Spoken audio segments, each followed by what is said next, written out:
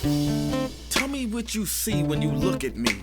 Do you see another brother lost in these streets looking for his soul? Trying to find my soul. Or do you see another brother searching for lost souls in these streets? A street soldier. Street soldier. Here to help you get that chip off your shoulder, warm your colder days and sober your drunken ways, and find a way to help you get over these hurdles placed in our path. And this is not meant to amuse you. This is for all those who have questions but are afraid to ask. I won't be afraid. I won't be afraid. No. When times get hard, you lose your way. Open your mind and hear what I say. This is a message for the hard and the soft. To those who tune in weekly and to those who keep an eye out for 8 p.m. on Sundays and turn their radios off. The truth hurts. The cloth has been pulled. We're walking around half dead. Use this show as your IV. Alive and free is a new movement. We've achieved self-destruction. A street soldier promotes self-improvement. Streets couldn't be no colder, so I gotta be a soldier. It shouldn't be this hard for me. Even when it seems so hopeless, I gotta keep my focus. I'm glad to be alive and free, yeah. Streets couldn't be no colder, so I gotta be a soldier. It shouldn't be this hard for me. Even when it seems so hopeless, I gotta keep my focus. I'm glad to be alive and free, yeah. Welcome both sides of the conversation. Welcome to Street Soldiers. And I know I talked to John about doing this before, but you know, all things in time. And I said, this is the week we're gonna do it. And I think it's only fitting as we move, you know, obviously 35th year, like I said, of Alive and Free Omega Boys Club. We're celebrating as our alums. And for the first time in 2 years, we're gonna all gather for our annual barbecue, right? And we're gonna all be together and everybody's gonna see everybody. And so I might have a couple weeks of alumni stories leading up to the barbecue. But this is a treat, you know, and both sides of the conversation has been doing such wonderful things. They're all over LinkedIn. They're all over everywhere. And so I said, look, I got to get them on. So I'm going to find out what it's all about, what you're doing. And we'll start with the creator. There he is, John. John Henry, come on. But first, let me say this, John. I want to say this to you. I've known you. How long have I known you? Wait, about 15 years now? 15, 17, 18? It's been all my life, Doc. It seems. Oh, all your life. I want to say this. You maybe when I've always seen you, when you come to the club, when you're coming to the club, to the meetings, when you come to the club to talk to the kids, when you're out in the community doing your thing, and I'm sure you have moments, because you know people say I'm always this way, and I have moments, but I've always seen you upbeat. I've always seen you smiling. I've always seen you, you know, people need to be, anybody out there who's down, just go hang around John Henry, okay? Because John Henry is always smiling, he's always upbeat, and he's doing great things. And so welcome, brother, welcome. And you can introduce your team. Now, hey, Mr. Stell, here's the other thing. We're getting a bang for the buck here, all right?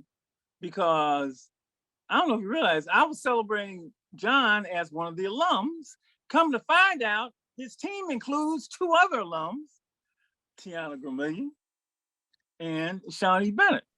So therefore, I'm getting to celebrate 3 Omegas tonight in one program, and this is wonderful. So I don't have to do them again. Yeah, but he's also got one of our collegians. He got Devin in there. Hold on. And he's got Devin in. That's right. So, all right. So John, we'll start with you. We will start with you. And I don't know, you can start where you want to start. You can start when you first came and your journey and what led you to this and what you're doing with it. And then we'll hear from your team and what your thoughts were. And go ahead, your turn. Go ahead, brother. First of all, how could I say anything without saying first, hi, Mr. Stell and Ann, and to all of the Live Free Malcolm, man, you know, this is an honor, man. I mean, first, Doc, you know, just want to say, you know, I commend you and recognize you for your 35 years of service. I'm excited for the picnic to get to see some of our alums, my brothers and sisters, that we all stay so connected.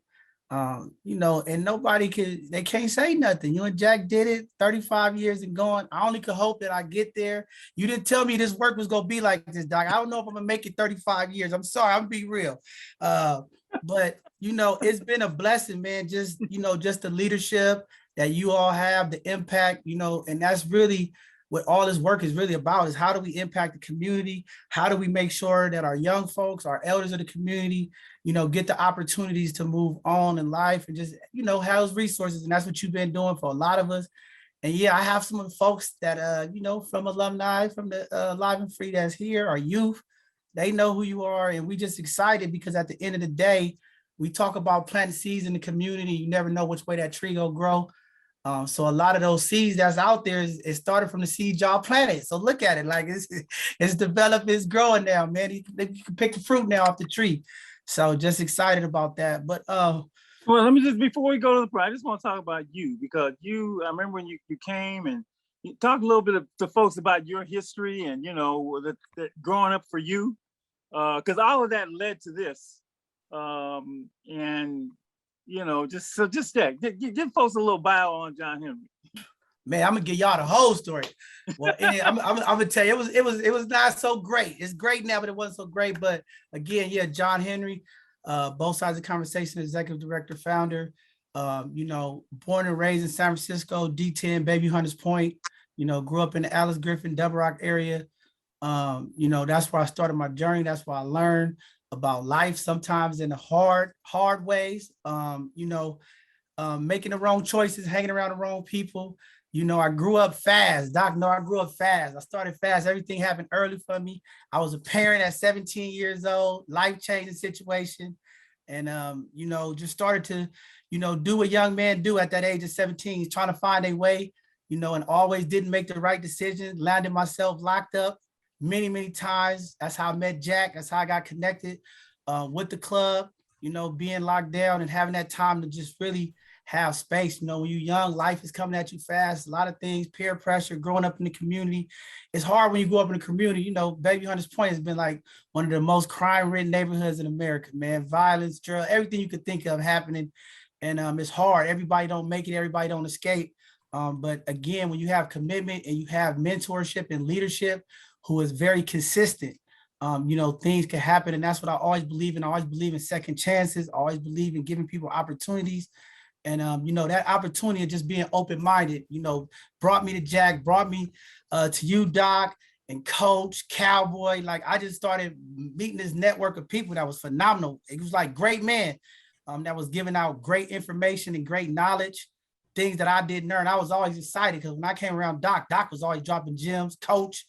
I'm like, man, I ain't never heard no Black brothers in the community talking like this, man. Like, hold on. I was like excited. It was like this real spiritual freedom fighting stuff.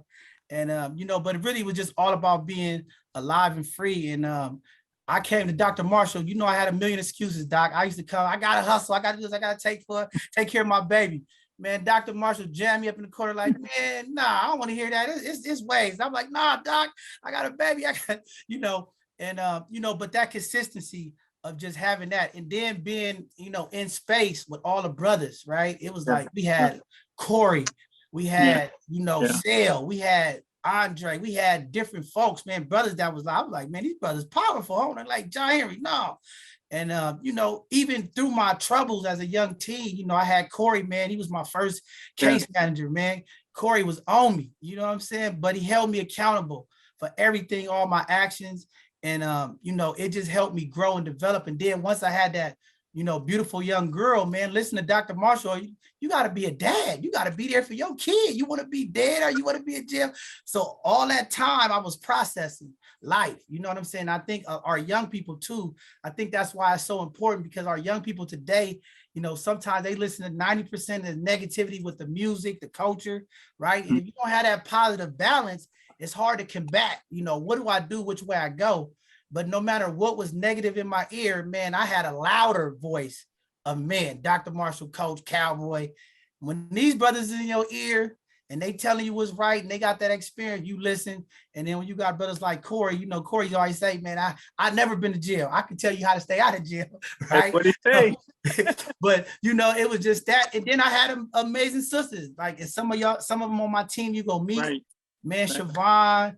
I mean, Yeah. it's a lot of people, a lot of people in this organization that Live and Free Street Soldiers, man, was powerful, man. I mean, these sisters, I had some dope sisters, you know what I'm saying? And they really taught me like the value of a woman, what a woman should be, you know what I'm saying, about relationships, how to deal with stuff. It was a lot of late night phone calls to my sisters too, because I don't never want to leave out my sisters. The sisters of the organization as Street Soldiers was very powerful too.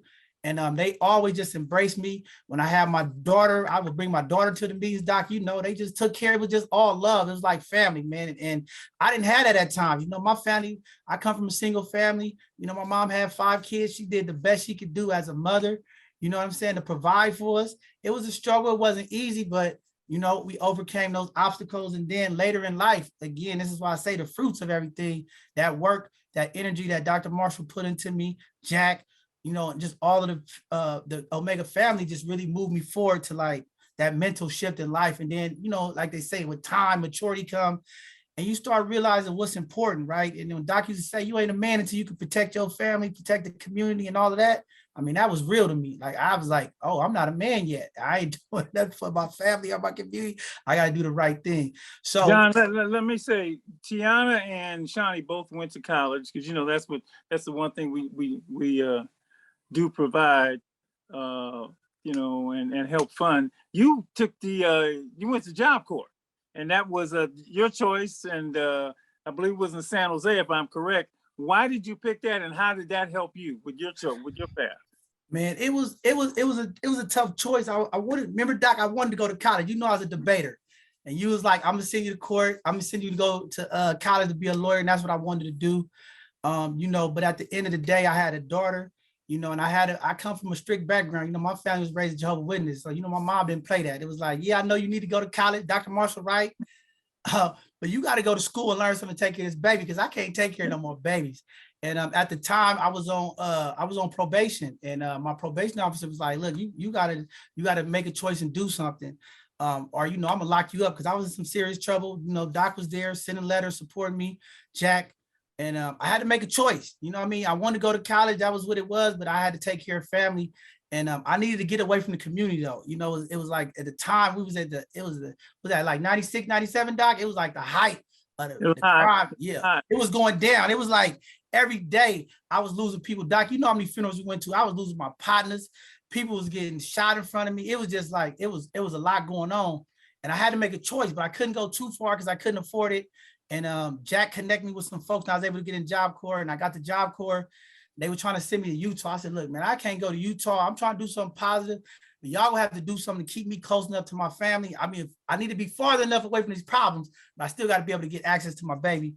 And they was able to work a deal out with me and got me into the San Jose Job Corps. And that was just like really a life-changing experience for me, because I was able to go down there, live down there on campus. I was able to receive income while I was down there to help out with my child. But I was also preparing myself for a future that was just phenomenal, man. And going to that program, I learned heating and air conditioning, you know, and ever since there, I got 25 years of heating and air conditioning. I'm a journeyman, you know what I'm saying? I started making good money. I worked for University of California, San Francisco, leading that organization, doing stuff with my community up there. But this business of heating and air conditioning put food on my table, pay for my houses, my vacations, my daughter, getting her through school. Now she a nurse, you know, my granddaughter, 6 years old. I mean, it gave me an opportunity to really, you know what I'm saying, change that paradigm. You know, we all about here at both sides of the conversation, change the narrative. And that was really my narrative shift, man. I was not letting my daughter, I couldn't let my daughter go. I was not gonna be a deadbeat dad, not with Dr. Marshall in your ear. You gotta be there for your baby. And you know, Jack used to always say, John, you have to go do something for yourself so that you can take care of your daughter. And that's what really, you know, having those conversations with Doc and Jack gave me that confidence. Like, look, I can walk away and leave my daughter for this 10 months. John, when you finish this, you going to law school, because you got to get. See, Doc, You got to give. No. listen, you asked me to give a bio, so I'm gonna cut it short. But No, you can do it all. I'm just saying you can. But do I it got all. my team here. I'm nothing, y'all. Listen, my team, they everything. So but I'm gonna get to the team. Let me get to the team. Okay. But I just want to say the law thing. I knew it. And you can do both. You can be a journeyman lawyer. You can do both. The world is open. So, but put a pin. Hold on. Let me get everybody else in and let's meet them. And Sakati, is that how you say your name? Did I say it right? Yes, sir. You're up on my right. So you're first. You're next. How do you know this gentleman? And go ahead, talk about. This is my first meeting you. So go ahead, tell everybody who you are and your background. And go ahead, your turn. So my name's Sakati Shah. I am marketing. I do marketing for both sides of the conversation. I wear a lot of hats in my community. I work for a few nonprofits, but I happen to be at a meeting in Los Angeles for another organization, and I bumped into John Henry, and we got to politicking and getting with the rhetoric and just talking. And I was like, wow, okay. So I was explaining to him what I do, where I've been. I'm formerly incarcerated. I did time in Arkansas, and I explained to him, you know where you're at, right? Everybody here is formerly incarcerated. He was like, girl, that don't bother me. So I began to explain to him, right? So I like to be transparent. I understand that most people feel like, hey, you shouldn't share where you've been. But what I've learned in my short time on this earth, that if I'm not transparent with it, the devil will use it against me in such a way that I won't be able to come back from it. So I openly share that because I think it's necessary for the youth to understand that you can come back from some things if you choose to.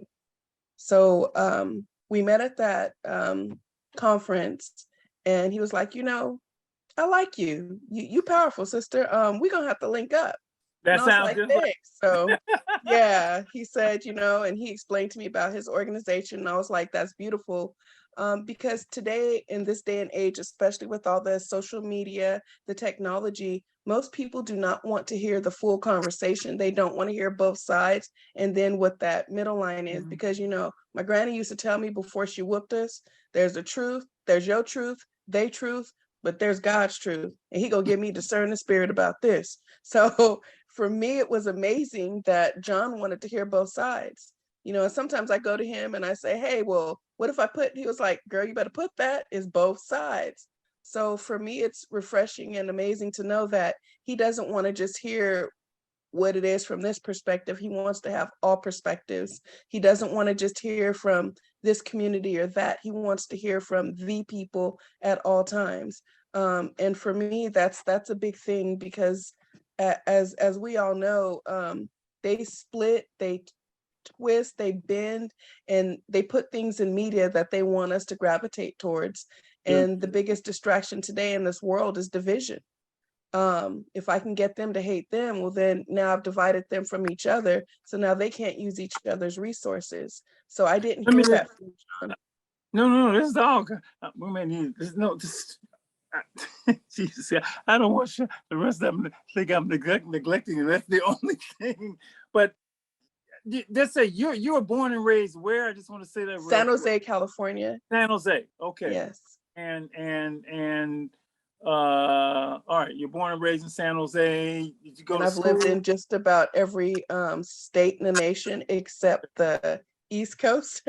My stepfather was a truck driver, so we moved very often. I didn't stay in a school for a full school year until I hit high school, my last 3 years of school. So I just had to learn how to make friends, but I like to learn.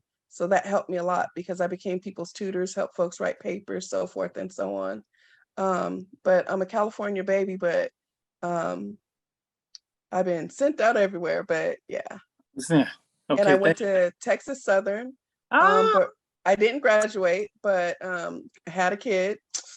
But right now I'm working also at getting my degree completed. I should be in UC Berkeley next semester. And so I go to Berkeley and De Anza at the same time. So yeah. All right. Okay. Thank you. Angela, who also I haven't, maybe I have, but I haven't. I don't know. Have I Yes, met sir. We Your have turn. not. We Your have turn. not. I'm Angela. I'm the admin for both sides of the conversation. I was recruited via Facebook. I was supposed to come on board and help for a little bit, and I'm here now. Pretty much to say I'm a Wilberforce University graduate. And what else can I tell you about me? Just glad to be on your show this evening. Well, you got to say more than that. They told their whole story. So you got After where were you Sakati, born? Where are you from? I'm a San Francisco native. I was born in San Francisco. I moved to Oakland when I was 14. And so just on the team really because I love what both sides of the conversation does. Okay. You short. Yeah. Okay. Yeah. The shy one. You will have your time. Now you will have your time. Who I want? Let me go to Tiana. Hi, Tiana. Hi, Tiana. How did John get you into this? What did he do? How how did John? How long Hi, you John? family. Yeah, just talk about your relationship. I mean, you're both members of the, of the club. And go ahead, baby. Oh, hi, family. First of all, Doc, thank you for having us on the show. Hey, Mrs. Still. Hi, Ann. Hi, Malcolm. Hey, team. Well, John can talk. We heard him. So he contacted me and asked for some assistance with the organization. He had some staffing changes. My background is I've graduated from graduated from Dillard University. Thank you to the help of Omega Boys Club. So I have a Bachelor of Arts degree in criminal justice and a minor in sociology.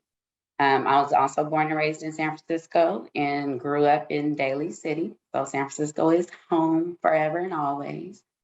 I've worked probably since I was 14 years old, participating in the summer youth programs. How I got to Omega, and then I'll say how I got to both sides of the conversation. As Dr. Marshall knows, all of my family, whose last name is also Marshall, he taught my mother, all of my uncles and aunts. And Preston Worthy was a friend of my mother's, cowboy. And I was, a normal teenager, not always listening. So I found my way through a cowboy, brought me up to Omega.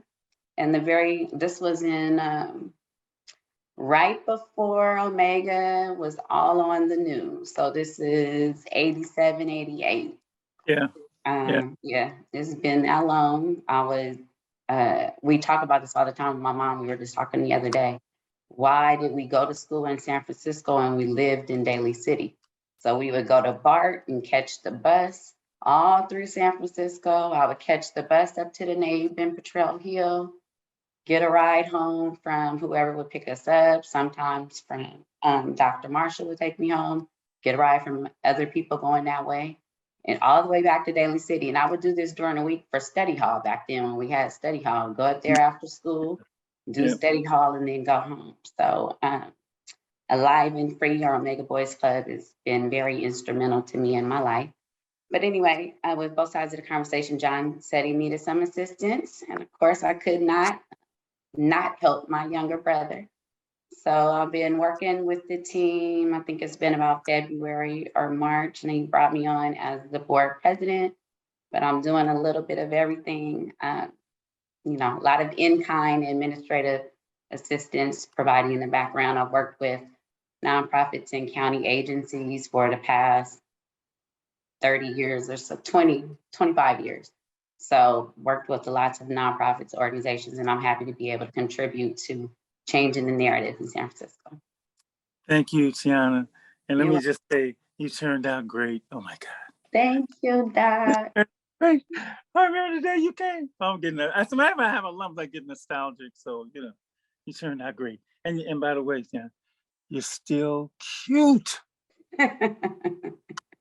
It's cute, man. You cute. That's our little joke, y'all. It's our little joke we always say. But it's true. Okay. All right. Thank you, All Doc. right, Shani, we're gonna come to you. Where are you? You're not here, huh? Where are you, Shani? I'm here, Doc. Oh, you are here. I thought you were saying that. All right, girl, what's up? Hey, Dr. Marshall. Hey, Mrs. Dale and Malcolm. Hi, family. Thanks for having us on.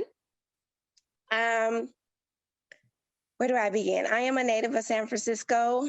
I attended Philip and Salisbury Academic High School, and during that process, I started going to Omega after school, learning about what Omega was about, going to the neighborhood house, and Omega put me into college through Clark Atlanta University, where I have my bachelor's degree in business administration with a concentration in finance and real estate. Omega was so pivotal in my life. Woo! During my freshman year in college, I got really, really sick and almost died. And my Omega family was literally right there. Dr. Marshall coming up to sending Ms. Norris to come see me.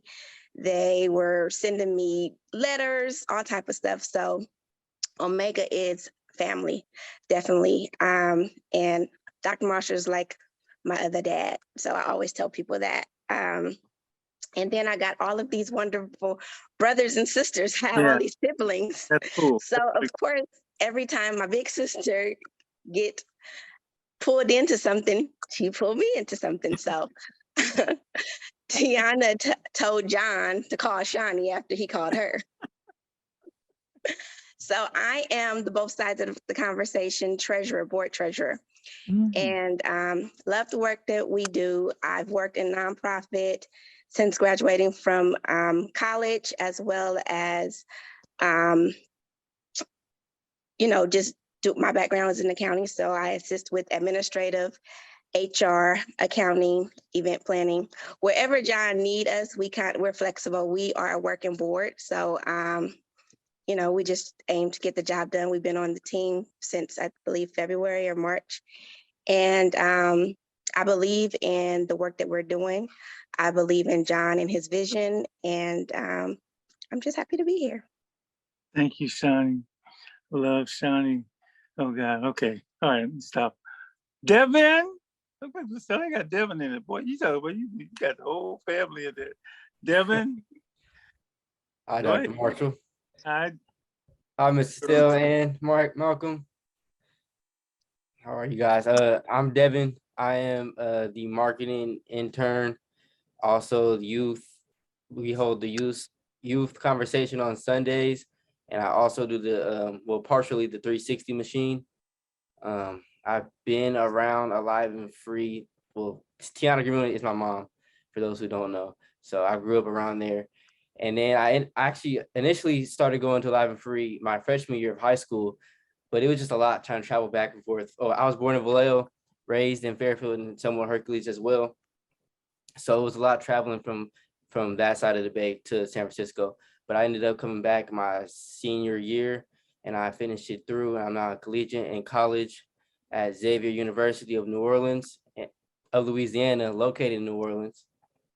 And I came to both sides of the conversation through my mom always seeing her in some type of meeting, some type of something. She always got something going on. But so then I started helping out with the 360 machine, which is cool, which is fun, and just being around John. And then now we know it, I'm part of the youth conversation and marketing team. And doing very well at Xavier. And I know you won't let whatever you're doing here take away from your grades, because John won't have it. And of course, you gotta send them to me. Doing great. Doing great. All right, wonderful introduction. Oh my God. Doc, real quick, I just want to say one thing. So Devin had an opportunity to hang out with John.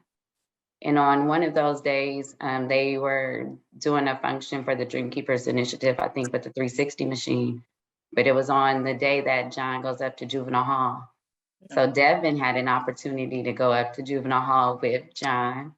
And who else was there? Corey and Jack. So he had an opportunity to see them and to speak to the youth that were incarcerated in Juvenile Hall as well. So it was a great experience for him. Yeah. Wow. Okay. Wonderful introduction. John, is back to you now to tell the public. And I'm always interested in how an idea comes to fruition. I know how mine ended up being Omega Boys Club, and and my son Malcolm, I remember when he was going through, he wanted to do his community newspaper. I love creative entrepreneurship, and it is definitely, it's an entrepreneurial spirit that puts it together. When did this thing hit you, and how did it come to formation? That the folks got to hear that. How did it go ahead? Were you sleeping one night and you woke up in the morning and said, "Oh, it's come to me"? What? Go ahead. No, Doc, hold on. Before I go, we got a lot of other people from the team. Some of them couldn't make it tonight. The rest of our board couldn't make it. So I just want to acknowledge them. At the end of the day, it's a lot of people behind the scenes that's giving up their time to do this work. We're a new organization. We still capacity building, but through some of the services that we get, we were able to provide them with stipends. But I want to acknowledge them from our marketing team, our youth conversation. This Sunday, we had a Sunday conversation that was very powerful that Devin them led, and our board, we got other people they pushing for us. And on our production team, all of our production team, Tony Rochelle, Ayana Matthews, another alum. Yeah. So, I just want to make sure that they acknowledge too, because it's a lot of behind the scene work, and I don't want to never not acknowledge them, because none of this happens without them. I always tell them I'm just the face, right? I'm just the person that, I don't know, my smile, whatever it is, Doc, people want to talk to me, but they the ones that really do the hard lifting. And I always want to make sure that they know first, not only these are my sisters, they family, and we always take, care of each other no matter what. And again, it's a blessing to you, because at the end of the day, like I always tell boy, if it wasn't for Doc, where would I be, man? My outcome could have been worse. I could have been dead in jail for life, Doc, the way I was going. So I always give that credit to you, Jack, and to the Omega family. And then one other thing before I speak, Doc, I gotta say this. This weekend our community was hit. I saw that tremendously. With one of our community leaders. He's a senior, but he's a leader of our community. James Bengola, Collective Impact, Eliel Hutch was viciously attacked and beaten this weekend while trying to protect the young kids that go to his programming because of the uptick of homelessness, drug use, mental health, all these issues impact, that area and that community, and him just doing what he do as a leader, as a man, like you said, Doc, our job is to protect. And that's all he was doing, protecting the children. He's serving kids K through 12, his staff, and, just telling people they can't use drugs, they can't come around the center. And, some people decided to viciously attack him and hit him with 2x4s and jump him. And, he did live. He's recovering. I talked to him today, but just want to give a shout out to Uncle Stank. At the end of the day, his name is James Bangola, but we call him Uncle Stank in the community. He does so much for our community. And again, we gonna stand together in solidarity. There's a GoFundMe that's up right now that we supported, because at the end of the day, this brother do so much for everybody. And at the end of the day, my team, as soon as this information came out, we was able as a team to raise $10,000 to his GoFundMe. And these is all single mothers, family. That's why I be telling people, like, this is why I rock with this team, because they got family, kids. We got inflation, high gas. But when something tragic like that happened to a senior, an elder of our community, a pillar of our community, we got to step up and do something, especially as much as he give back. And I'm going to keep pushing that. And I had to say that, and I'm going to get to the rest of the story, but had to get to that because at the end of the day, our babies got to be protected. And these conversations is going to go on. Both sides of the conversation going to be a part of it. We're already reaching out to our supervisors, to the mayor, everybody, okay? When these mass shootings happen in school, they get protection. The Jewish community, something happen, they get paid security. Our Asian community, things happen, they get security. So we're going to be advocating that moving forward, all city departments that are doing programming and grants for our young babies and for our elders of the community, that during them programming hours that they get security, armed security, to make sure that our babies is protected. And everything we could do to fight to make that possible, we're going to do it. But we need our young kids to be able to go to school and not have to worry about being attacked, stepping on needles, somebody trying to do some harm to them.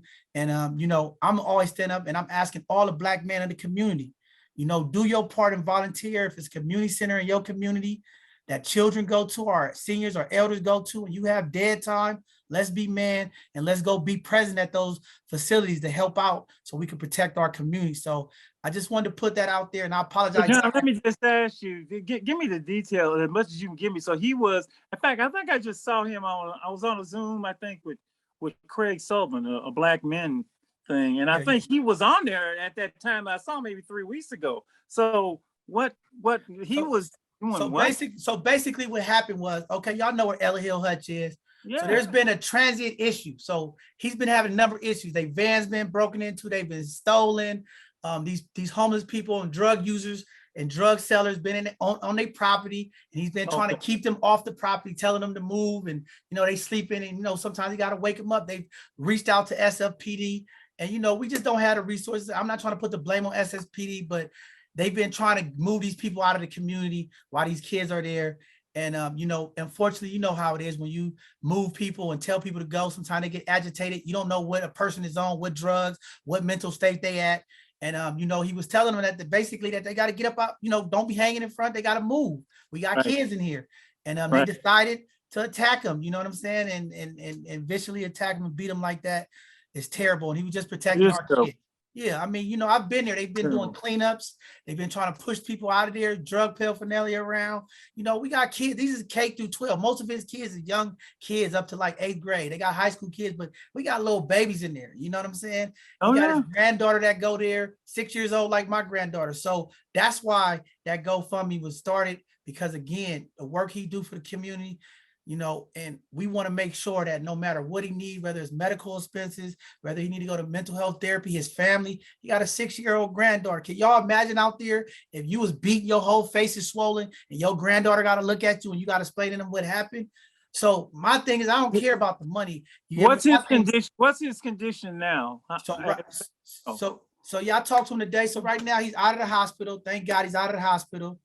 Definitely he's still in pain. He's still dealing with, trying to replay what happened. He resting, but he will get well, like anything, Uncle Stank is a soldier. And I know he's he gonna come back, right? But the thing is, people got to understand, Uncle Stank, he talked young, but he's an elder, Doc. He's up there in age, and he's had some medical health things that he's been working on. So those type of attacks, that could have killed him. People need to understand, getting hit with a 2x4 by two people, come on, that could kill you, especially in his age and his health condition. So, even though I know he's a champion for the community, he love the kids, he'll try to get back up. He like me, he'll go. But we want him to rest, relax, and that GoFundMe is just to make sure. Well, thank you for getting the word out. And you and I can talk, after the show is over. We'll talk. Definitely.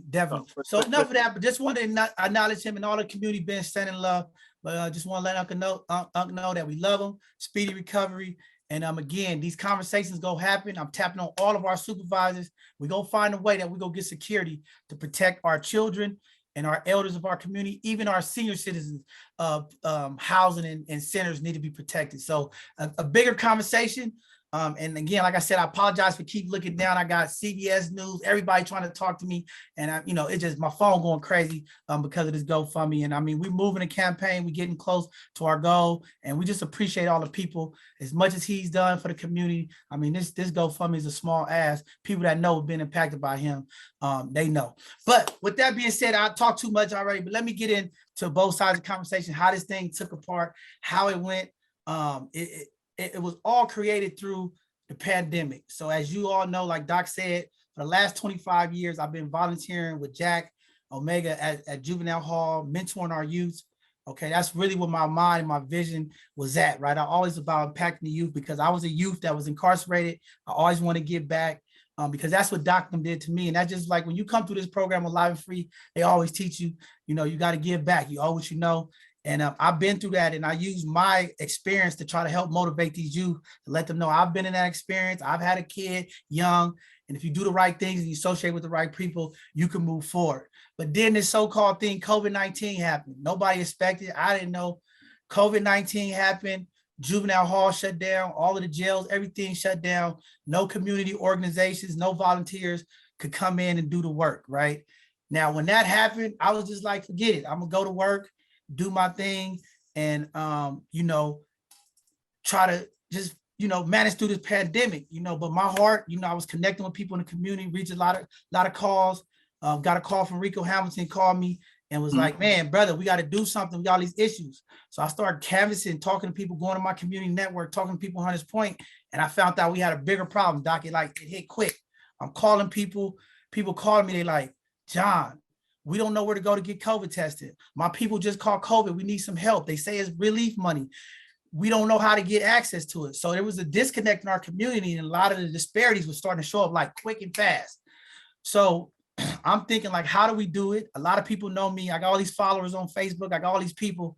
How can I help, right? I knew Shaman. I knew different people. And I'm like, there's a disconnect. So people like, now we on lockdown. We can't go nowhere. We don't know how to connect with our elected officials. We don't know how to connect with our community organizations. We need something. So through that contact, because we had those connections, we said, we want to bring the people to the community. So when I started reaching out to the mayor's office, to people downtown, City Hall, they like, nah, we putting resources in the community. There's sites, there's information that's out there. And I'm like, but people say they're not getting it. So their side of the story was the resources going to the community. The community side was, we ain't getting no resources. They not coming on this hill. They not coming into the projects. We hurting. So I'm like, man, we got to have a conversation. So I wanted to bring the community with the elected officials and the community organizations to have a conversation so we could figure out what it was. And that was the concept behind both sides of the conversation. It was the community side and there was the city side. So that's how it kicked off. So the title actually was framed that way. You just said, I need both sides conversation, and boom, there it was. Both sides. That's how it was. And then as we started looking at as an organization, as we started coming together, we weren't even an organization, Doc. Like they say, it's just when you good people and you want to help your people, you just do something. All the business plan came after months of organizing. At that time, I didn't care about being a nonprofit, none of that, right?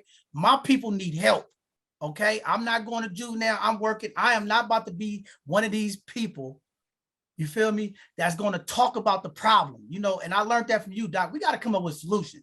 I'm not going to talk about the problem and complain and complain and complain. Now, I got an opportunity. Let me go do something. Now, previously, I could have started an organization and been a part of it, but we know the nonprofit system out here, it's not the greatest. A lot of people say they do the work, they don't. And honestly, Doc, and I always say this and you agree with me, the problems a lot of times in our community is the adults. And that's why a lot of this, I could have started an organization a long time ago, but I chose not to and just focus on the kids because that's what really was it about, right? And then when I got back into the community dealing with the adults, that light switch kicked on. I said, oh, this is the problem. It's beautiful. It's the adults. It started making sense, right? I'm mentoring kids. I'm working with kids. I'm sending kids that's locked up, that's getting out. Hey, go down here, go to YC, go to this place, go to there. They got jobs. And then these kids get arrested and come back. I said, man, what happened? Man, I went to this organization. They didn't even help me. I went here. They said they didn't have no job. I'm thinking, wait a second. I know I done seen these people name on there. They got money. They got funding for re-entry. And you mean to tell me they ain't got no job? Oh, no. So then I was like, no, I got to do something. So now I get involved with the community. You know me, Doc. I take notes. I pay attention. I listen. I shake hands, meet people. I figure it out quick. We got a problem. Our community is it's a mess. So now I said, let me do what I could do with some other people who want to fix some problems, and let's come together and make change, right? So the first thing we tried to do, we started assessing, was we got to address the communication issue. How do I get the information from the city to the community? How do I get the community organizations to give me the information to get to the community? I got the community following me. They watching me. We all friends. We connected. We on Facebook. So I said, let's use this platform to connect resources and information. That's the first thing, right? I got to make these people work together. A lot of organizations still don't want to work together. But again, I figured I'm the neutral party. Most people know me. They'll come talk to me. So what I start doing is going to each organization. What resources, what services do y'all have for the community when it comes to COVID?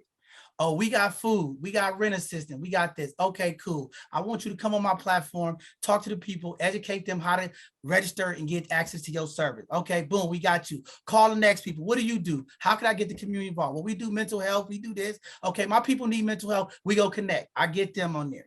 Then we got organizations out there feeding people every day. Okay, I got people on the hill, they need food. How do we connect with y'all so that we can get food to our seniors and to our young people up there? Okay, boom, come on, we go tell them. So then we start using the social media to get the information out there so people start getting resources, right?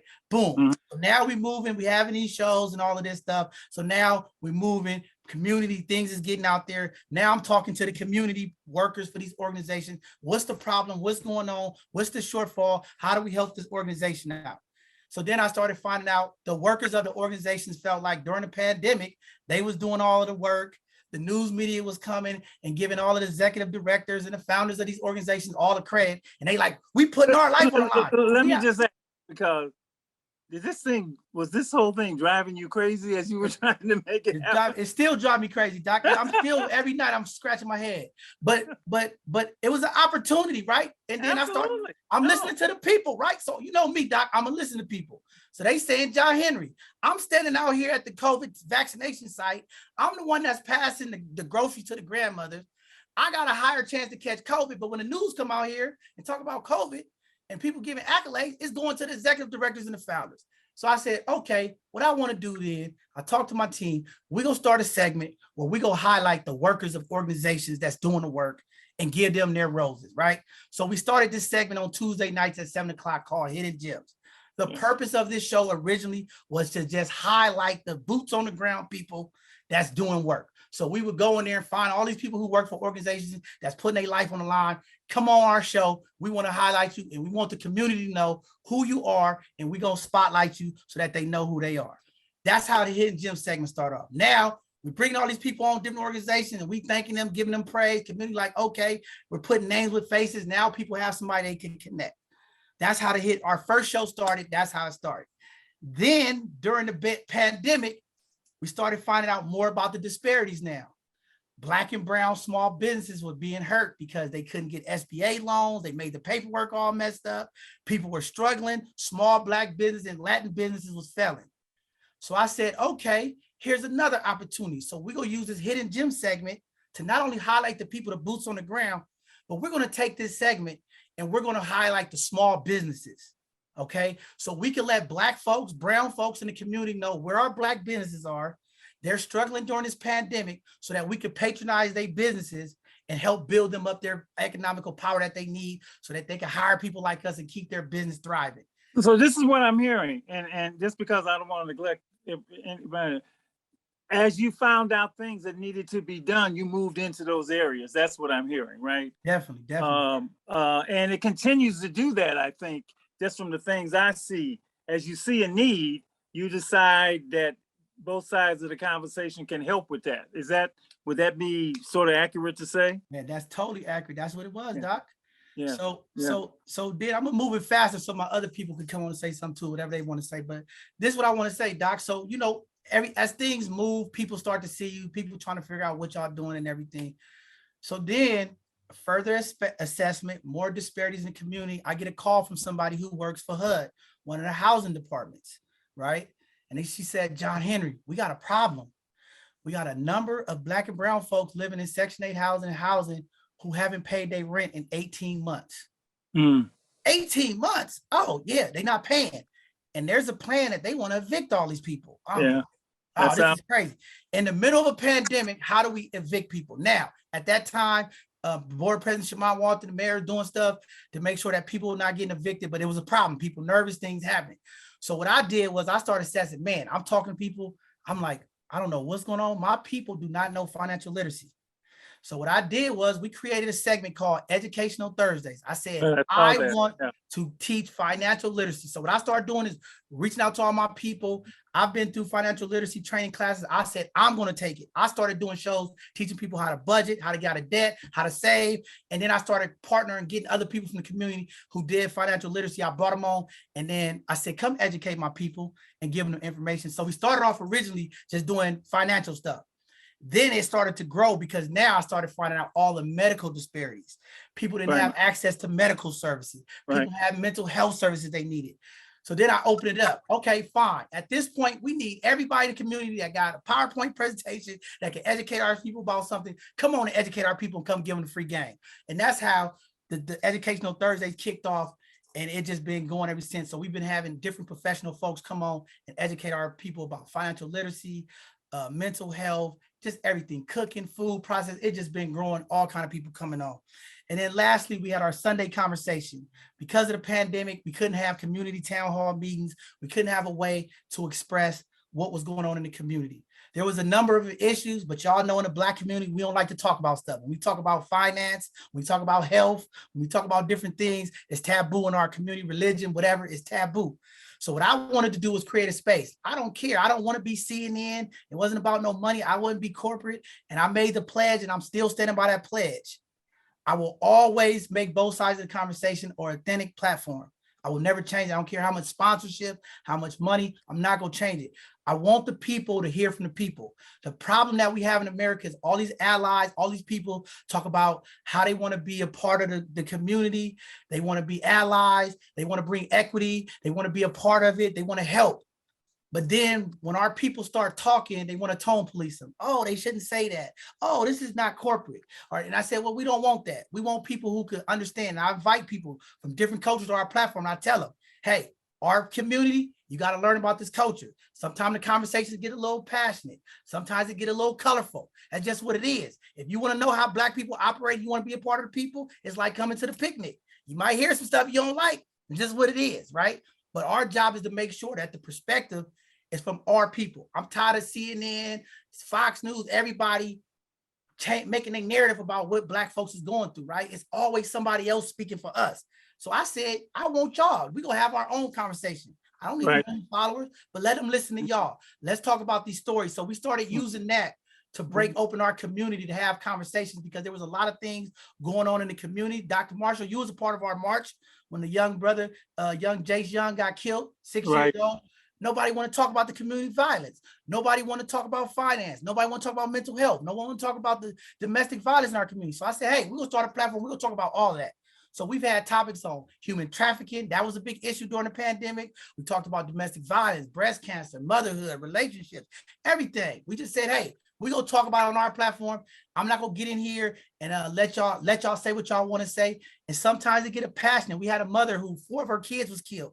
So she come on talking, people was trying to text me and I had to check some of these people that's not in our community. She got a little passionate. She cussed a few times. I'm not going to shut her off because she cussed. One thing I'm not going to do is just let my platform become all vulgar and just let people go crazy. But this mother's in pain.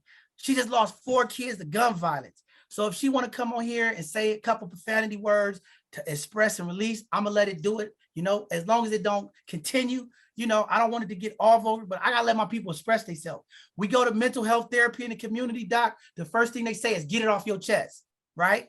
So my therapy is come on my platform. You want the community to hear about your pain, express it. If that means you got to cry, if you got to scream, or if you say a couple of things that make people uncomfortable, hey, that's what it is. And that's both sides of the conversation. Yeah. Boy, you can get a lot in. Okay, y'all, Sakati, let me come to you. What you've heard, what appeals to you most about this, both sides of the conversation? You said a little bit about it before, but say more about it. What issues for you? Go ahead, let me hear your whole take on everything that you've been involved in and what you just heard. For me, I'm in agreement with John with regards to us being able to feel comfortable with telling our side without being shushed. You know, that's that bad thing in the Black neighborhood. Did you shush me? You know, we be ready to, did you shush me? No, I'm grown, you know. That's what we hear when we at the barbecue. Don't shush nobody. And so I appreciate that we don't shush people. We allow everyone to be their authentic self. We're not trying to make anyone be who we want them to be on the platform, but we're welcoming them to be their authentic selves. Folks don't come on with masks on. They actually take their mask off before they get on the show because they realize that the show is the real deal Holyfield. The other thing that I appreciate most so with Hidden Gems is that a lot of small Black businesses don't have the capital to do marketing. And so I tell them, hey, it's a free 15-minute plug. Not only are you plugging your business, but you're plugging in the Black community, the brown community, people of color, period, into what's really going on and what you have to offer. I want it to be like other communities where our money stays in our community for 30 days and not just 3 seconds. And that's the average, 3 seconds. The Black check stays in their community 3 seconds. So it's amazing that we have this platform where we can share Black business, Mexican, Latino business, but just incorporate everyone and allow people to be themselves. With Educational Thursday, man, it gave physicians who look like us the opportunity to get on and share with people what COVID is and what COVID isn't. COVID ain't, oh, I got an itch between my toe, I coughed 3 times and I turned and I got COVID, now I'm about to die. That's not what it is. So it was amazing to have people who look like us, who care for us, to share that. Also, it allowed people of color who do not have the opportunity to really be heard by their healthcare professional to have their answers to their questions answered by a doctor that's not even treating them, but someone who understands. Because at this day and age, it's sickening and sad that Black women are dying trying to give birth. Mm-hmm. Because we're not receiving the medical care that is necessary for us to sustain a pregnancy up to delivery and have a healthy child, even though we get the treatment we're supposed to get. It's also giving a voice to young women. One thing I will state and that I appreciate John for is he's not, shutting us out. Most platforms that I've been involved with, they don't allow the women to speak. And if they do speak, it's very, very, very minute. And that's it. Be happy I'll let you speak at all. And it's more so as though we don't have a voice. And a lot of times a woman is a solution to the situation that you've been praying God to bring you an answer to. But you don't want to hear the sisters, so you couldn't get that answer. We were created to be your helpmeet, allow us to be that. And so I appreciate him because he doesn't shut our voices down. He doesn't say that we don't have anything to speak about. And oftentimes he's shaking us up because he needs to get from us what our side of it is. And my last point is he invited our youngsters. They're our next generation. If they don't have a deep understanding of what we've come from and where we could be headed to, they're under-equipped and we failed them in a great way. So inviting them onto the platform and allowing them to work in the space with us as adults, they're able to see that this world is never going to be fair. Don't look for it to be. Don't set up expectations for another person, but expect of yourself the most. Allowing them to understand that a job is real. Don't play with your job. Other people want what you have, but moreover, he's allowing them to see that they can be better than what they probably thought they could have been, that they are talented, that they have a future, that we ain't gonna do well without them. So I'm thankful for that. And I'm thankful for, the parents who've allowed their children to be on this platform. Because who are we if we don't take care of our youth? And if our youth don't know our past? Because if you don't know your past, you're going to do bad in this future. So I'm thankful for the platform for all those reasons. Thank you. Angela? For me, I'm here, yeah. For me, the organization represents our ability to be the authentic versions of ourselves. That's really important to me. It's for us, by us. My soft point within the organization is the children, the community engagement piece, the service learning, the process of involving the children. Even when we had the bowling event, I was amazed that there were some children there 10, 11, 12 that had never been bowling before. So the exposure piece is huge for me. It's just really a teaching and learning platform. We integrate meaningful community services, and it's a reflection to kind of build our communities. And so that's really the big thing for me. And I just kind of feel like our voices are unheard. And this is the ability for our voices to be heard, and not from anyone else's perspective, but truly from our perspective. Thank you. And then Yeah. nobody talked about the racing thing yesterday, Doc. We just took 60 plus kids in Sacramento to the drag race dip. All kind of people was impacted. We did do that. We did do that. We did go to the drag races. Get together, folks.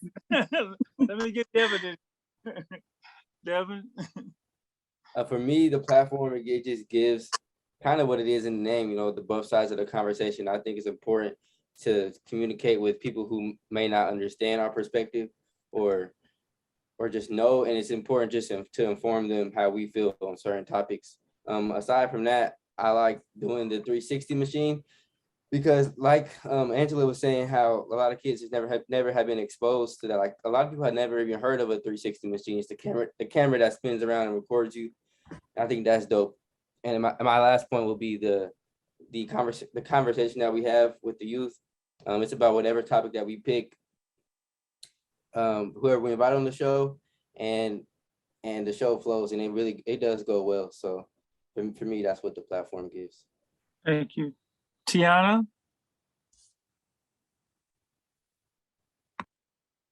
So for me, I like the name. It's catchy.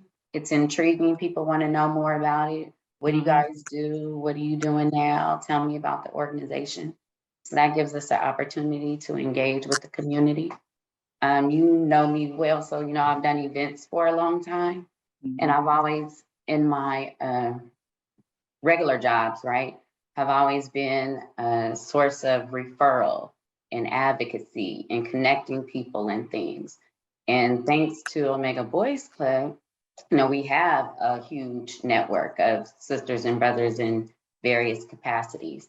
So we just use that, or I try to use the people that I know to help get the word out. For me, like I said, referring people to community services is what I do all day at work. So it's easy for me. And I'm kind of pushing John, like that's what both sides of the conversation wants to be. So we have to have more of that information, which means we have to do the advocacy. So talking to people, finding out the resources, finding out what they're needed, and then providing that information. So that's what connected me to the program, to the nonprofit organization, really. And then of course I had to help out my brother. You heard him talk. He does very well trying to convince you to come on over to his side. One thing that I will say real quick, and I know you'll probably let us say something later, but we have to give a shout out to our brother, Zachary Donald. Today is his birthday. Lord, Zach D. Whew, happy birthday. Shani?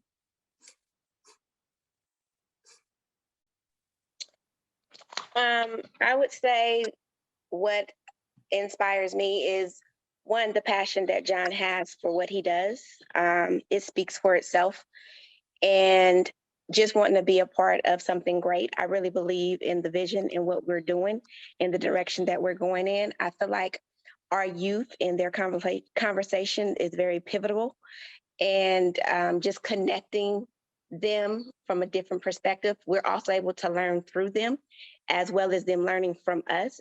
Devin, we'll chat here and there. And he was like, I get it from y'all, because I'll comment on stuff. So just knowing that we are inspiration for them. Also, the vision of BSOT and being the voice for the voiceless, in our community, being able to empower, encourage, enrich, and let our community know the things that we don't know, the things that are not privileged to us, So also what inspired me is also the events and giving back to the community. Yesterday at the day at the races, we did a 50-50 raffle. And it was a gentleman who, he got some raffle tickets and then he passed them out to all the kids, everybody in the area. And the person who won the 50-50 raffle, John, he gave her some extra money just to even it out. And then with the rest of the money, he basically, it was supposed to be, we supposed to have 50 and we give 50, but he put it back in the community. So just his passion about the community and him being always so selfless, because he go out and he get the money. He's our voice. He's the face of our organization, and we're behind the scenes. But he do so much selflessly, and anybody on our team, if people are in need, or like, he just always checking in with us. Y'all good? So being in partnership and working with someone who is so selfish and passionate about his vision, it makes you see their vision and want to work even hard for them. That's also part of, what I really appreciate for the platform, and just really connecting with our community and trying to grow our organization. I think there's a lot of Jack Jacqua in John Henry, if I can just say that. Yes. Yes, I think so. Talking about the events, because I knew the other things. I didn't, but you've done several events, and just if you can just, it doesn't have to be John. Okay, anyway, I can talk about the events, just so you won't be sitting here listening. But talk about the events that you've done. I think there was an ice skating event, or help me, I just can't remember. I used to see him on LinkedIn. But if anybody he does an annual bowling event in February. We will be doing another one. We're getting ready to do a health and wellness event. We're gonna be feeding the homeless. We're also gonna do a toy drive. We just try to do whatever we can. We're thinking about some other things to do. Want to do something really big for our youth. But we just want to be community driven and make sure we're giving back to our community. Like, that's really the goal. We try to put on these events to spread awareness about what we're doing, but also about the great cause of both sides of the conversation, and just really connecting those dots. Yesterday, we had kids. John gave out hats, all of our hats. We just got new merchandise. He gave out all of our hats to the youth. And we were just like, they're going to go back to school and like, I got a snapback hat. You know what I'm saying? Like, it's big for a young man to have a hat and feel, just that level of coolness or whatever. So, I mean, just the passion of our team and the vision collectively, like our executive board and our marketing team and our production team, like, I'm just very empowered, and I'm like, our youth are just dynamic to me. I see so many great things for them. I want them to be able to take over and have their own segment of both sides of the conversation. So it's very empowering to see them together and coming up with their own topics for their shows, and communicating amongst each other and telling us what their wishes are. And, so it's very empowering to watch, because my son is one of the youth.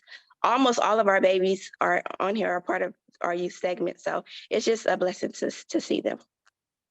Just to add quickly ahead, to what T. Shawnee said as well, something else that both sides of the conversation does is John and the team, we go out and support other community events.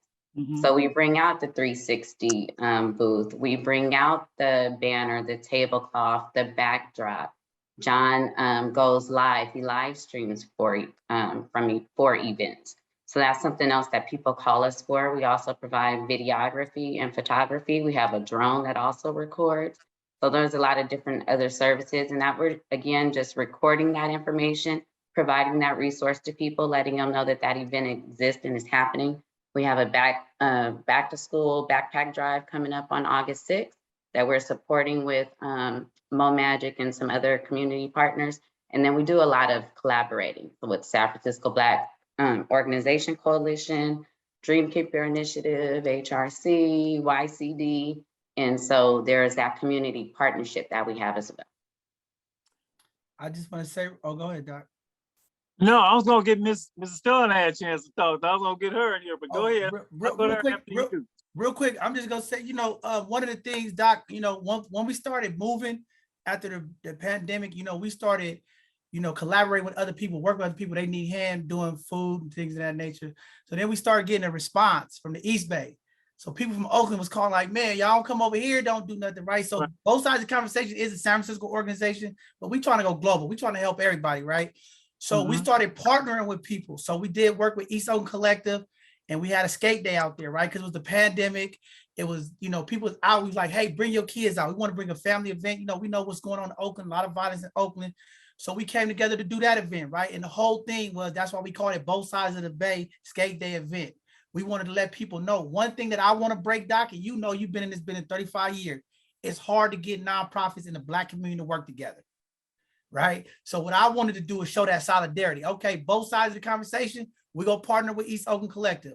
We go partner with other Oakland entities. So John, let me just say something, right? I said this years ago.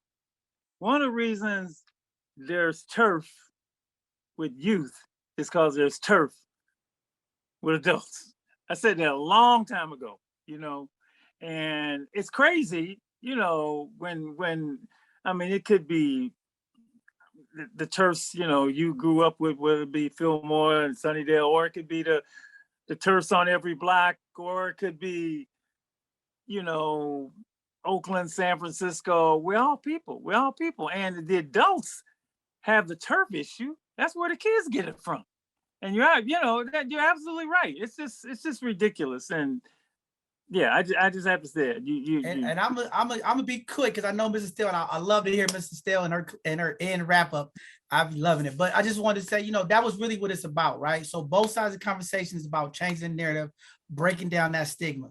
So working with other organizations and collaborating with them, that gave us the opportunity. I'm from Hunters Point. I work with people in Fillmore. And Doc, you still hear the stuff in the background. Oh, they from Hunters Point. I'm like, look, man, if you Black or brown, I'm down. I'm with you. I don't care where you from. I want to help my people. I'm not in that, you go around with some of these mentor programs. These my kids. These are I listen, man. If these kids need some help and I got some resources, I'm gonna help them. Right. So we did that event. We did last year. We gave out $10,000 of toys to all the community. And I want to keep that going, right? And we're a small organization. We ain't got a lot of money. A lot of this was driven from just me being passionate out of my pocket, working every day. And but Doc, you didn't tell me this work was like that, man. I'm getting 2 hours of sleep, man. People call, I can't even sleep. Hey, when you go to just come over to the club and lay on my couch and hide from everything. Right. But yesterday, I just want to say this about yesterday's event because I think this is important. I know you're a big component of this, and I'm gonna shut up after this. We didn't get to do nothing for Father's Day because a Juneteenth fell on Father's Day. And we was at the Both Sides of the Conversation event. And I got a lot of dads who called me and was like, man, Mother's Day, the mothers always get something. We always do stuff. We get flowers and donate flowers to all the mothers. And the fathers don't never really get seen. And a lot of dads been, reaching out. So, and then with inflation, the gas, people struggling, you know how it is right now. So what we was able to do with this last event yesterday, which was yesterday, right? We was able to provide 14 dads to bring their kids, no cost. We pay for their gas, their transportation, their entry fee, and their food, everything. We gave them merchandise. We want our dads to be supported. So we gave 14 dads who financially might not have been able to do it. I don't care how many kids they have. Bring your kids, a day for the kids to be out there. Now, it was hot, Doc. I was trying to get all of the kids to talk to them and do interviews. They was busy. They was playing and having a good time. But that impact, man, how many dads at the end of the day was like, man, John, I appreciate this. I ain't really been able to have the money to do what I need to do with my kids, but you provided this, man. And that's part of the Dream Keepers. We didn't have that Dream Keeper initiative, this narrative shift, and y'all will see some of the footage coming out when our videographers put it out. But man, this is what it's about, man. Impact, and just showing love. Because when you show love, Jack, it come back to you. So that's why I don't even worry about it. It's all good karma. But to see those dads, man, because I know you big on that, seeing all those Black dads out here. Let me tell you, it was a San Francisco event. So Doc, we had Fillmore, Hunters Point, Sunnydale. It was everybody there with no drama, nothing, all family. These kids got to sit in the cars, take pictures in the car, the racers, teaching these little Black babies how to work on cars. That's impact, and that give them hope. You feel me? That give them an opportunity. They don't see that every day. You in the hood is shooting, things going on. And also what it did for these young folks, because we had a lot of teenage folks up there. Y'all know in the Bay Area, we got a problem with sideshows. Right. And it gave those young brothers the opportunity to understand you can have a fast car and you could do it legit, safe, without hurting nobody in our community. So that was the narrative that we were shifting. You don't have to do sideshows. Come up here, get you a car, put it on the track. You're not gonna hurt nobody but yourself. And we ain't got no people in the community in danger. So that's it. I'm shutting up, Doc. But thank you for inviting the team. I know everybody in here, but we appreciate you, Doc. We couldn't do what we do if it wasn't for people like you, Mrs. Steele, Miss Norris, Jack, Cowboy. Come on, man. I owe it all to y'all. And that's y'all taught me that. You feel me? And that's why I'm the way I am, because y'all taught me, y'all showed me as men. As a man, this is how you treat another man. You never told me no BS. You always kept it real with me. And there was some tough love. Me and Doc had some tough conversations, but you always stood your ground and we always figured it out. And it was always the right thing, Doc. You was 99.9% right. And that stuff changed my life. So, I always owe it to you. Thank you, brother. I messed up on the 0.1%. And you're alive and free and doing your thing. All right, Lady E, you've been listening patiently to the passion and the work, and it is your turn. Sometimes you got to know when it's your time to just listen. And I need you to know that I have absolutely enjoyed just listening. I don't need to say anything. You have said it all. Everything I wanted to say, you said it. It's about love. It's about your heart, and it's huge. And each of you have that. And the fact that you love and that you have that love and so much to give, you do. I also need to say how how excited I am to see Devin. Devin, every time I see you, just know I will always remember, baby, this is one hardworking brother. Yeah. When he was in class, he was relentless, focused.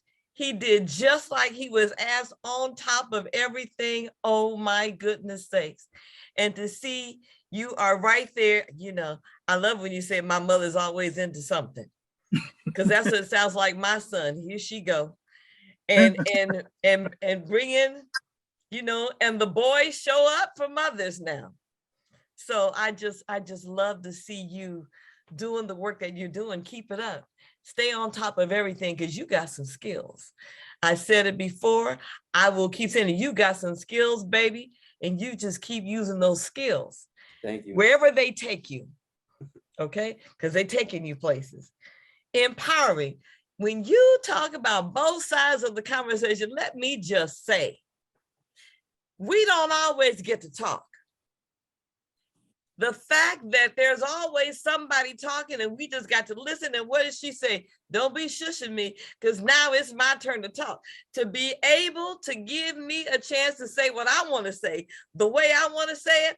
Oh my goodness sakes. I mean, I am so ready for both sides of the conversation. Your turn, then my turn. I remember you put something on Facebook and I thought that was the craziest thing I ever saw. And I tell you what, I was like, both sides, well, here's my side. I just love it to be able to have that freedom, that space to say what you need to say and feel like and believe that somebody is willing to hear you and not shut you down. Not just, okay, I'm gonna let you talk. No. That's not what you do. It's not, I'm gonna let you talk.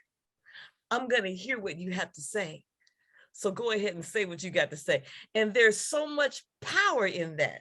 And I love that. It provides the use of voice. That's important. Teach young people how to use their voice. First of all, that they have one. They know they do, because they start out saying, no, we ain't trying to hear that. But then there are things that we need to be able to hear. Teach them the use of voice, how to use their voice, when to use it so that they can be heard. Because see, we can just start talking, but how to use it so they can be heard. It's powerful and it's just magnificent. And I just want to say, I'm going to close out with the last thing I'm going to say, because I want to hear you talk, is I don't know if you can see it. BSOTC with my, you see that thumbs up? I said, so see, I'm old school. I like to write a check and the stamp is on it. It's going out tomorrow. Okay, Uncle Skank and BSOC, however you got to want to use it, and I just blessings to you and your work and all of your efforts, your transparency, the willingness to step up, stand up, go out and bring the kids with you, show them, be that example and surround them with the love that's going to empower and encourage. them to play together, work together, use their voices so they can be heard. Congratulations. Keep up the good work. There is so much work that needs to be done and so much need. And the one thing I would always hear on the radio, and I'm on Street Soldiers, and somebody would come on there and say, somebody needs to do something. Someone needs to do something. Saying that. And I would say to the person, well, why don't you do something? That's what I would always say. Like, it's like, I said, no, you want, who is the somebody going to be, right? And this is a textbook example of, okay, find a need and fill it. This is what I can do. This is what I can do to help. This is what I can do in the way I can. And I don't know what to say. It's like, I had nothing to do with this. All I did was help John. And, you know, but you know, he did it. He did it. You know, I see, and John, I will say this because people have said this to me before. I will tell people, in fact, yesterday I was with a group and I met people that I taught 40 years ago. It was incredible. They were run up to me like, yeah, it's a calling. This is a calling. And when you have the calling, you have to respond. If you don't, in fact, I say if you don't answer your calling, he ain't gonna bless you, right? And so you answered your calling, you've created this, and it's helping people. That's all that matters. If you help people or you don't help people, right? And the other thing, and I'm sure you understand this, it takes a life of its own. It touches lives, and but it's got to be here. It's got to be here in order to touch lives. So it's just wonderful. It's beautiful. This is what. And can I give one kudo real quick? I think some person on this screen helped create this logo, right? Is that can we give her a little love for that? Man, we got to give Ann love. Ann, listen to me what I was trying to do, put this together. Ann came through for us big time, and that's what community building is about. We appreciate Ann. And I love you and I believe in you. So yes. Thank you. Yeah. Hey, Doc, I just want to say something too, like in the name of Dick Gregory, right? He say certain people get the magic glasses to see things that other people don't see. And sometimes I be feel like I got the magic glasses on because I be like, man, I wake up, I see things, I be like, I don't know, it just be coming to me. But like you said, the impact, Doc, listen, after these shows, and I know you used to get it, I feel what you used to say. So many mothers message me, email me, when we had these conversations, how it impacted them. We had our human trafficking conversation. So many mothers called me, was like, I didn't even think of this. I need to start checking my daughter's phone. I mean, that's impact. Right. You know what I'm saying? That stuff be real. They like, I didn't even think of this. I got to go check on my daughter. So that level of information, education, and awareness, man, it changed the dynamics of our community. And lastly, I want to thank, the Dreamkeeper Initiative. We don't have a lot of funding. We don't have a lot of support. But the Dreamkeeper Initiative definitely believe in and support us. So we definitely got to thank Mayor London Breed, Board President Shaman Walton, and the amazing Director, Dr. Davis of the Human Rights Commission. They support, believe in what we do. And again, that's what that solidarity looks like. If we don't have people like that, believing in what organizations can do to change the dynamic. And that's what we're doing here at both sides of the conversation, changing the narrative. So that's what we all about, changing the narrative. John, may I say something? Go ahead, Sakati. Go ahead. I think one thing too that I witnessed yesterday myself, I think John spoke on it a few minutes ago. We're always looking for somebody to come into our neighborhoods, our communities, and help us change something. It was crazy to me to see how many people out there had money. And when we asked to do a 50-50 raffle that would support our neighborhoods, our children, and bringing the kids down, so that they can see the proper way to race on a track, not on our streets. A lot of grown folks wouldn't give. And my issue with that is that we're always hollering and screaming about somebody to come and help us and save us, but we won't even help each other. And hey, if the shoe fits, wear it. If it's too tight, take it off. So if it is not you, I'm not talking to you, basically, kind of thing. But I was in my feelings about that yesterday, and I had to stop and take myself over to the corner, repent and pray, because I was in my feelings. I'm like, how are all these Black men out here with wads of money in their pockets, and you can't give up $5 for a raffle? $250 goes back to whoever wins, and $250 goes to these kids. Are we serious? And for me, I'm just baffled by it. No disrespect to anyone, but I feel as though we're asking other people to come in our communities and correct what we need to correct. And we're not willing to help each other. We're not willing to say, hey, you know what? I don't need to get them fries anyway. Let me go and get his $5 so these kids. The gentleman, remarkably, who bought those 40 tickets and gave them out, everybody who won yesterday, John, won off of his tickets. And when I tell you, Doc, that we put them tickets in there individually, shook that joker up. Every ticket that he pulled that man did not pull, they did not show up. So I say that to say we cannot outgive God, but how can you be asking him to give you something and you're not willing to give? You know what? You know what? That might be the subject of a show. And I'm just gonna say to you, yes, ma'am. The work that you were doing didn't come from you. No, ma'am. It's coming through you. Yes, it came from God. Yes, ma'am. And those whom he calls, he qualifies. Come on now. He will give you what you need. It may not come from where you expect it, from where you want it, or how you want it. The only thing you got to do is you do the work and you believe and trust and know that he will make a way. And my daughter says, here she go. Yes, here she go. Let me just say, yes, we are human. We're going to get in our feelings. We're going to look like, really? Really? But then remember where you are today and how you got here today. That same God that brought you is going to take you. Okay.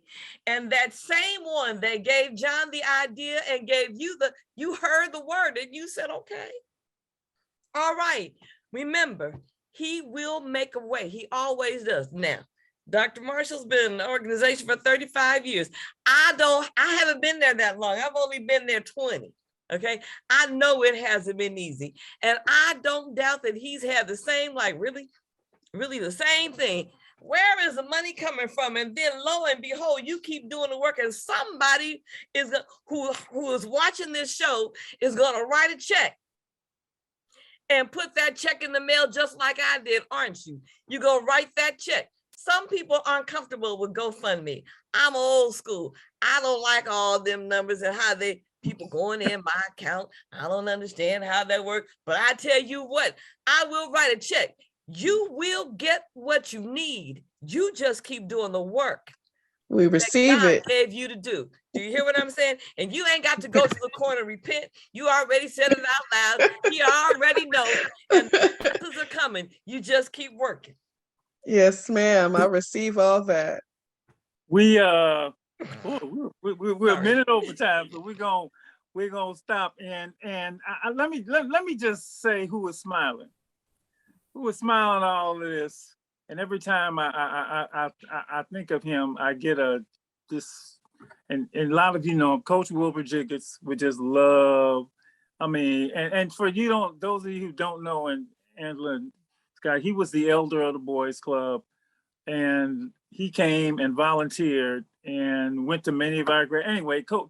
Coach was unbelievable, and he would just be smiling and that John, I knew that boy could do that. I knew that's what he thought. I knew that boy could do that. No boy do that. I knew she could do that. I knew she could do that. And so I'm gonna just say, he's smiling on all of this, and just thank you for spending the time with us tonight. And John, whenever you get down, you guys ever get down, I'm here, but I'll talk because I've been through and continue to go through everything you're going through with this, but. In the end, the more you know, the more you owe. It works, and it does for people. Just man, it works. And so just thank you. Thank you. And Thank can you. I say just one more thing? Of course you can. Okay. When have I ever told you no? Don't shush, Mrs. Stell. You heard the lady. Don't suck. I was gonna say, I never, she always said, Well, "Man, you I'm know, gonna do it see, anyway." bless his heart. When I say one more thing, I'm gonna keep on talking because I just earned some silver and I just keep right on. Let me just say that for those of you who are listening so inclined, BSOTC, both sides of the conversation, P.O. Box 347518, San Francisco, California, 94134. Go ahead, put that check in the mail. See, these are our kids. I know John said, our kids, my kids, your kids. No. See, these are my kids. John, Tiana, Devin, Angela, Shawnee, Sakati. Yes. You know, you walk in the door and you belong to us. So we will support you. And don't forget, BSOTC, both sides of the conversation, P.O. Box 347518. Go ahead and put that check in the mail. San Francisco, 94134. They are doing a work. And anything you give and do, you will be blessed. Yeah, doing the work for real. Amen. All right, y'all. We gotta say goodnight. Thank you so much. See Keep you it in up, a couple y'all. weeks. T was trying to say something. Tiana trying to say something. Hold on, Doc. T trying to say something. www.bsotc.org. www.bsotc.org. Got it. Okay. Good night. Get some rest. Get up. The struggle continues. There is no struggle. There is no progress. Frederick Douglass. Exactly. Thank you, Thank you for family. having us. We love you guys. Thanks for being We here. love you Thank too, you. baby. Great job. Great work. All right. Hey, thanks, Bob. Bring me home some A's, okay? All right.